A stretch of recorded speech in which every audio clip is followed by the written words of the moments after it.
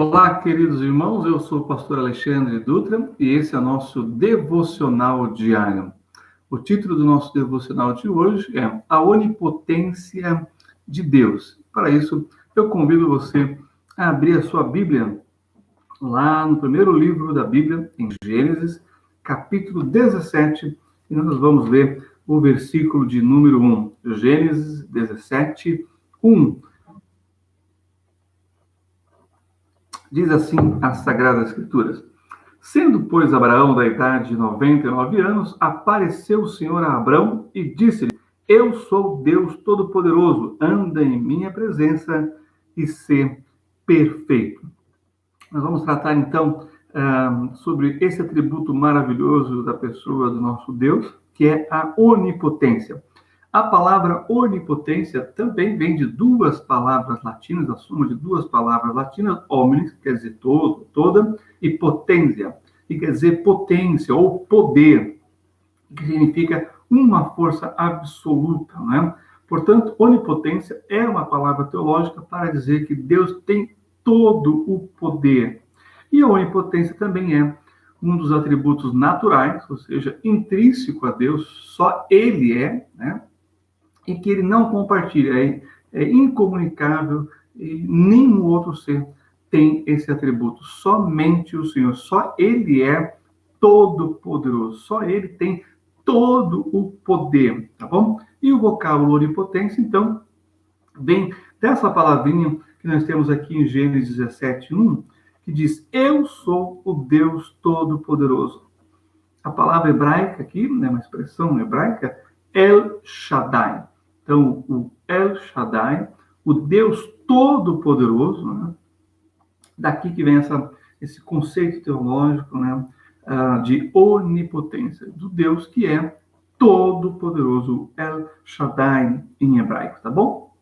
Bem, a onipotência é o atributo de Deus que lhe permite fazer tudo o que for de sua vontade. Então, perceba que, enquanto a liberdade de Deus se refere ao fato de não haver constrangimentos exteriores às decisões de Deus, a onipotência divina, então, refere-se a seu próprio poder de fazer o que Deus decide fazer. Isso é muito interessante, e é claro, quando a gente pensa em que Deus pode fazer todas essas coisas, nós vamos então trabalhar aqui numa definição mais assim teológica, para lançar um pouquinho mais de luz naqueles textos que nós vamos ler na sequência, que mostra esse seu poder absoluto, esse ser todo-poderoso na Sagrada Escritura. Mas uma definição que eu acho que vale a pena ser dada é a seguinte: o poder de Deus não é condicionado nem limitado por qualquer pessoa fora dele mesmo. O poder, ou seja, a eficiência de fazer acontecer as coisas, é um atributo de Deus. Deus é a sua causa Deus é a causa originadora do universo e nele seu poder opera sempre. Em outras palavras, como nós entendemos que Deus é o Criador de todas as coisas e Ele tem poder para fazer essas coisas, Ele é, então, o único ser independente para fazer todas as coisas, que inclui somente o seu desejo, a sua vontade, o seu querer.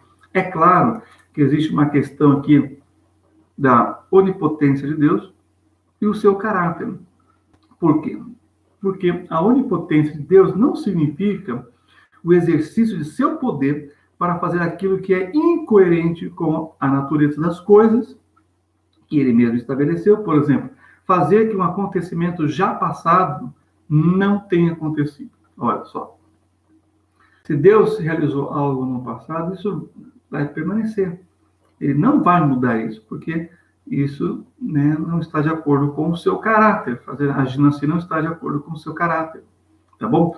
Para Deus, por exemplo, o que é impossível? Há alguma coisa impossível para Deus? Só aquilo que vai contra o seu próprio caráter, seu caráter que é santo, né? Por exemplo, Deus é impossível, para Deus é impossível mentir, para Deus é impossível pecar, para Deus é impossível morrer, fazer com que o errado seja certo, porque isso vai contra o seu caráter. Então, Deus realiza tudo, mas dentro daquilo que está estabelecido em seu caráter, em sua santidade e aquilo que é a verdade. Deus pode todas as coisas, então, que estejam em harmonia com o seu caráter, que é santo e perfeito. Bem,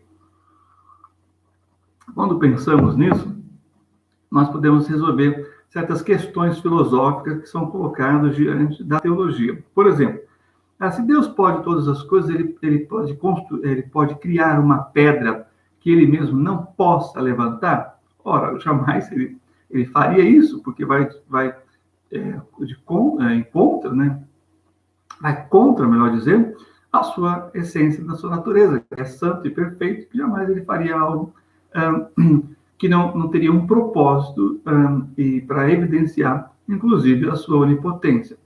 Então, quer dizer que, mesmo que essas coisas sejam imaginadas e pensadas, elas têm que ser trabalhadas e desenvolvidas dentro daquilo que envolve todos os atributos de Deus, como a sua santidade, a sua perfeição e, claro, a sua onipotência. Tá bom? Espero ter sido um pouco mais claro nessa definição e nessa colocação, porém, vai ficar melhor compreendido quando nós formos para a parte prática, né, das Sagradas Escrituras, que mostra Deus como onipotente. E para isso, então, eu convido você às nossas lições espirituais, de acordo com essa doutrina da onipotência de Deus. Vamos lá, então.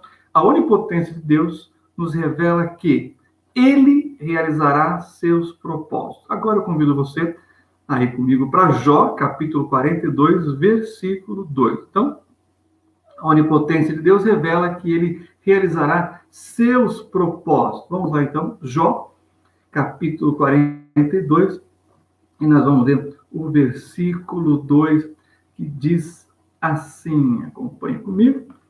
Jó 42, 2 diz: Bem sei eu que tudo podes, e que nenhum dos teus propósitos pode ser impedido.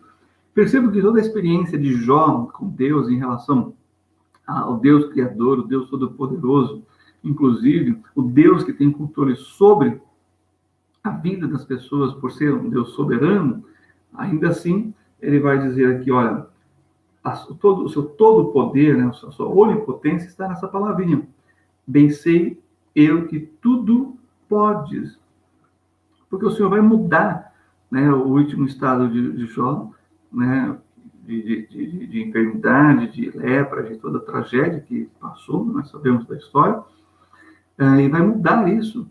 E vai transformar coisas boas na vida de Jó, e ele vai receber dobradamente tudo aquilo que foi de bom de Deus na sua vida. Então, quando a gente pensa nisso, a palavrinha eu sei que tudo podes é a palavra onisciência, é a palavra que nós vimos lá em Gênesis, El Shaddai, o Deus Todo-Poderoso. E é claro, quando a gente pensa no que Deus tudo pode, nos seus propósitos, né? E que nenhum dos seus propósitos pode ser impedido. Bem, ainda em Jó, vamos para o capítulo 1 agora, versículo 12. Jó, capítulo 1, versículo 12. E aqui nós temos uma outra informação do El Shaddai, do Deus que é onipotente. Ele tem todo o poder sobre as demais potestades. Quando nós sabemos da história de Jó, sabemos que a ação de tragédia, de desastre, de enfermidade, né, de morte, foi causada por Satanás, mas sob a permissão divina.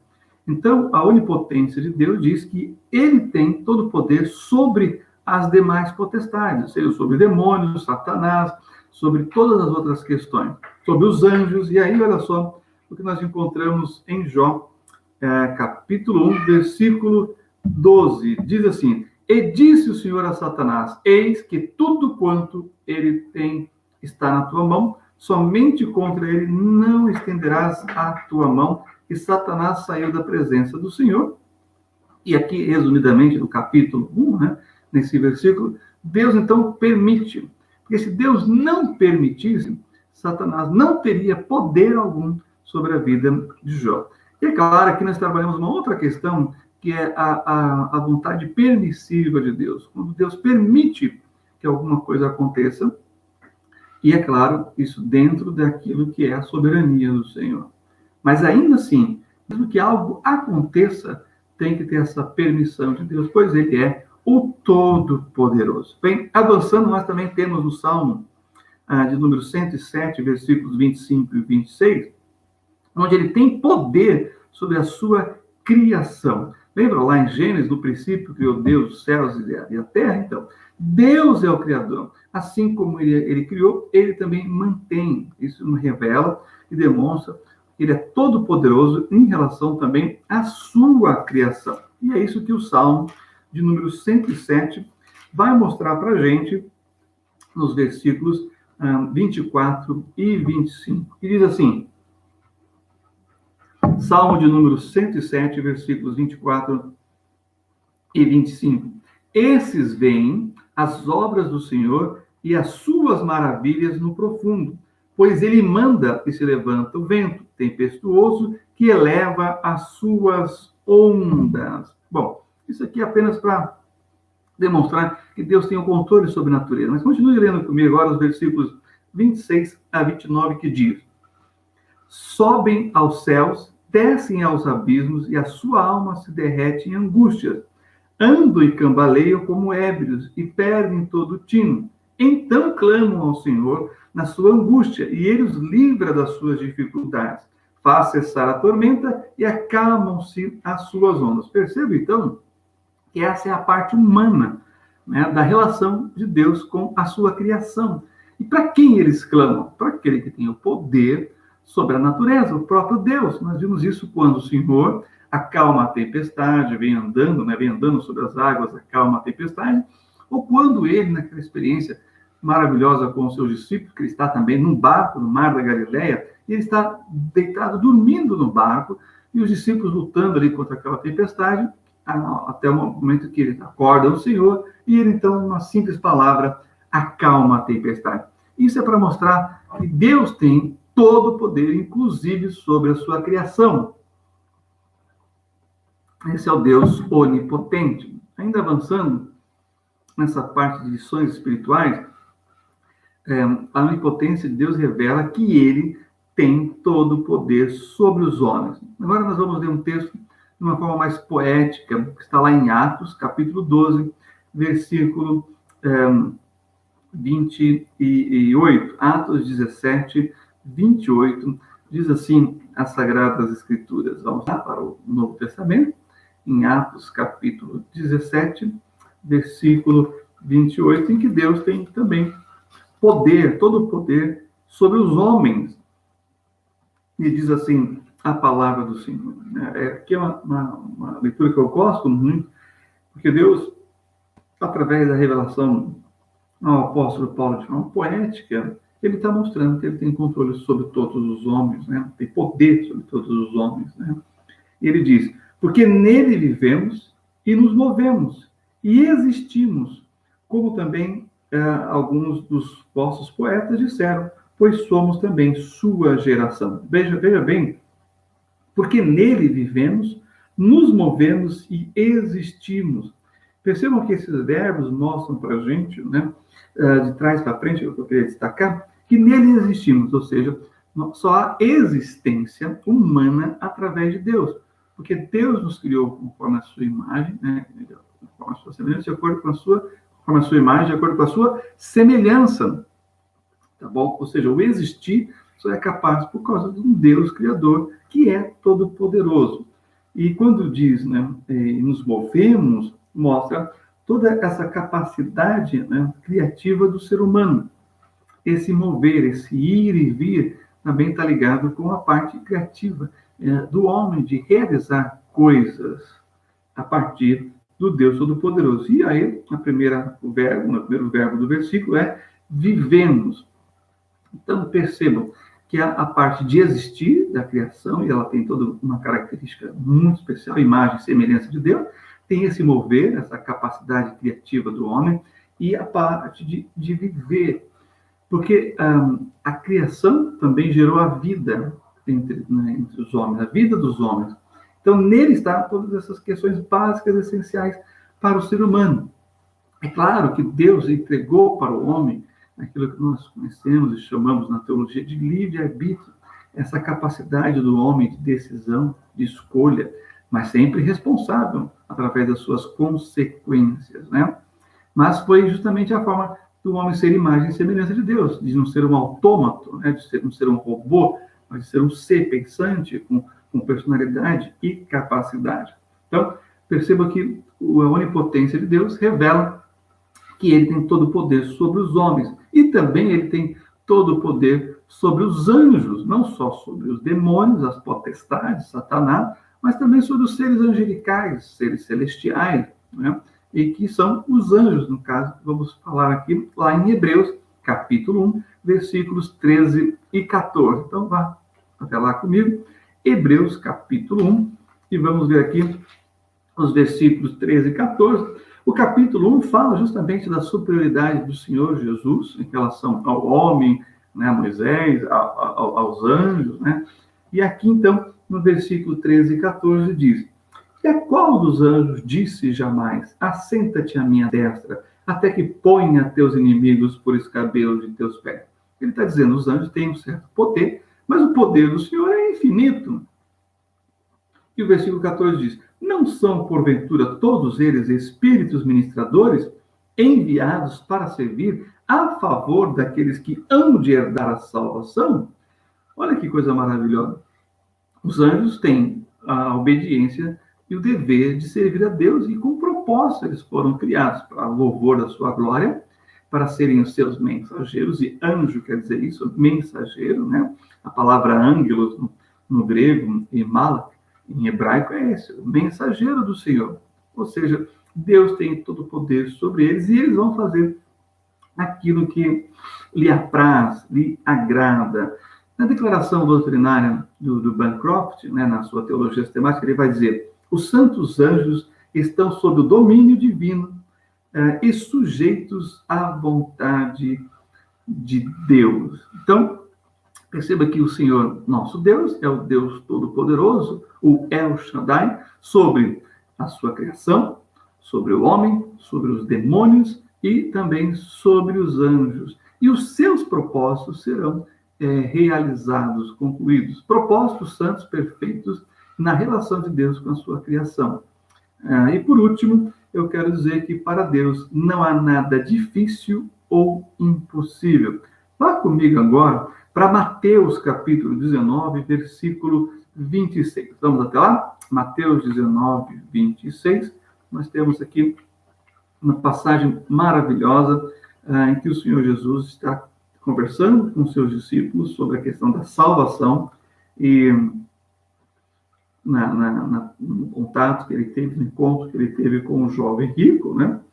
E ele vai dizer uma coisa que vai mexer com os discípulos sobre quem pode ser salvo, né? Como se a salvação pudesse, né, ser conquistada pelo homem, ser comprada pelo homem, né? Falando aqui do contexto do jovem rico. Não, a salvação é um dom de Deus. É por isso que Efésios vai dizer: "Porque pela graça sois salvos, por meio da fé, isso não vem de vós, é dom de Deus, não vem das obras, para que ninguém se glorie." Então, os discípulos disseram: "Então, como que isso é possível? Como que é possível alguém ser salvo, né? Se não for pelas obras?" Talvez esse era o pensamento da época aqui, que os discípulos estavam reproduzindo. Aí, então, o Senhor Jesus vai dizer, aqui em Mateus 19, versículo 26.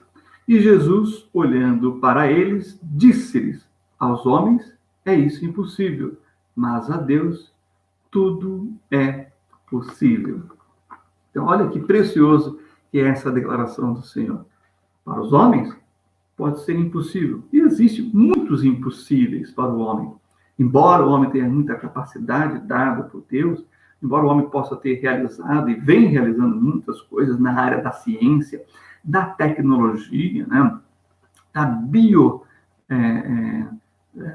biologia, né? da biomedicina, da química, da engenharia genética, além dessas grandes obras e construções da engenharia moderna, Deus é o único que tem todo o poder. O homem é ainda assim limitado. Quando a gente pensa que estamos vivendo nesse momento histórico mundial de uma pandemia, de um vírus invisível que tem trazido morte, doença, tem flagelado, né, as nações, que é o coronavírus, né, chamado Covid-19, aí então a gente entende a impotência do homem e a potência de Deus. Ou seja, Deus é um ser onipotente. Aliás, ele é o único ser onipotente. Ele tem todo o poder. Ele é o El Shaddai. Então, com esse pensamento, com essa doutrina das Sagradas Escrituras, com essa verdade eterna, saibamos então que Deus pode realizar, inclusive, o impossível por você e para você. Isso, irmãos, é para despertar a nossa fé, a nossa confiança inabalável no Deus, que é o Deus El Shaddai, o Deus Todo-Poderoso. Amém? Que Deus abençoe ricamente a sua vida, no nome do Senhor Jesus Cristo.